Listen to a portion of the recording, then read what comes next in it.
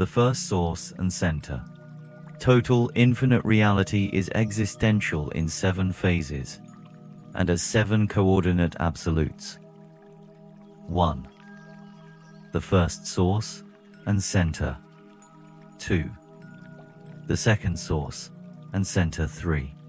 The third source and center. 4. The Isle of Paradise. 5. The Deity Absolute. 6.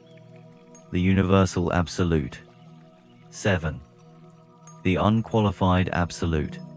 God, as the first source and center, is primal in relation to total reality unqualifiedly. The first source and center is infinite, as well as eternal, and is therefore limited or conditioned only by volition. God the Universal Father is the personality of the first source and center, and as such, maintains personal relations of infinite control over all coordinate and subordinate sources and centers.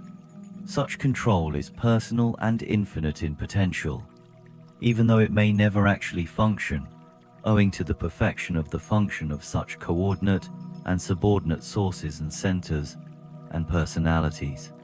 The first source and center is therefore primal in all domains, deified or undeified, personal or impersonal, actual or potential, finite or infinite.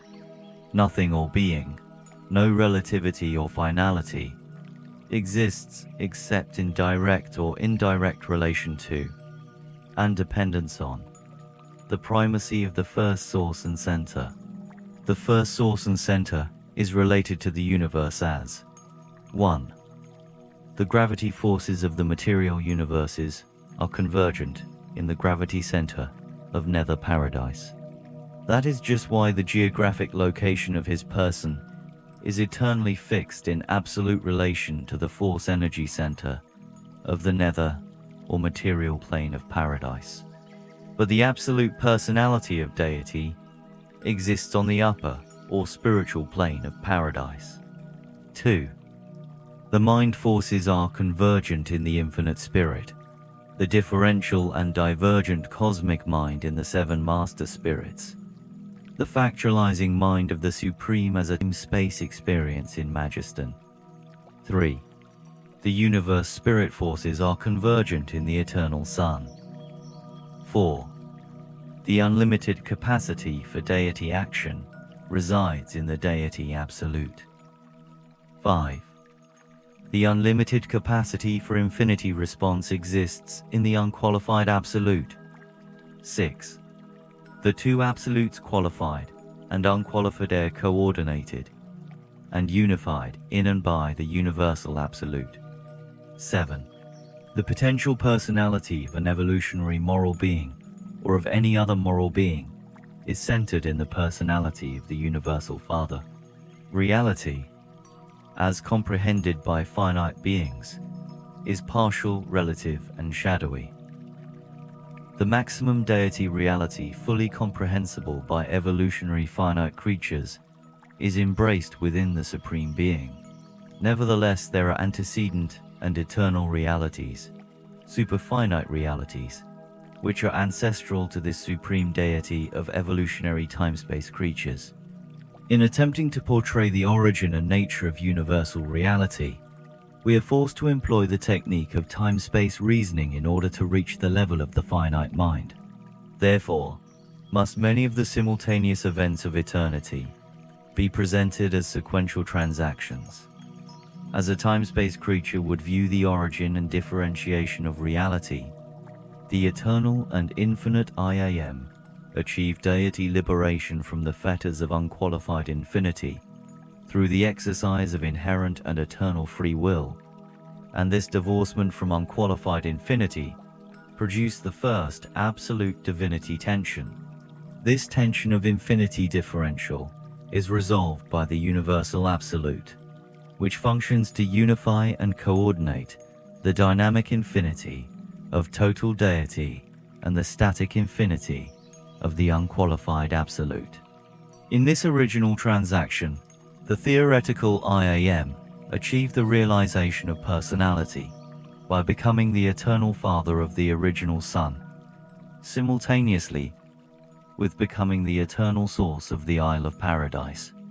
Coexistent with the differentiation of the Son from the Father, and in the presence of Paradise, there appeared the person of the infinite Spirit and the central universe of Havona.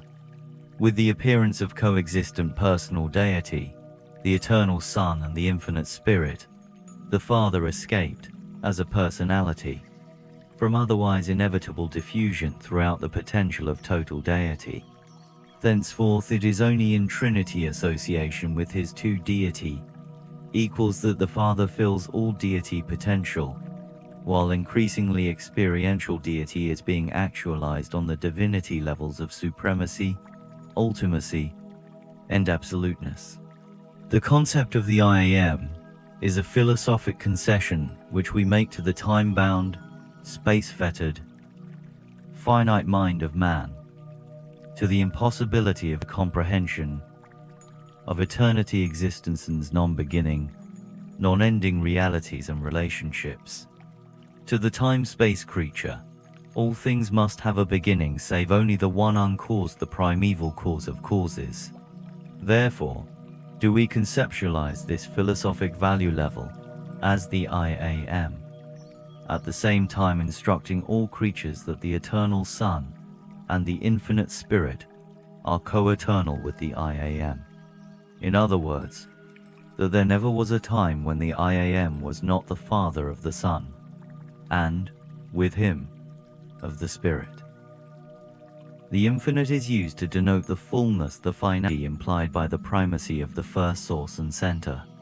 The theoretical I Am is a creature philosophic extension of the infinity of will, but the infinite is an actual value level, representing the eternity, intention of the true infinity of the absolute and unfettered free will of the universal Father.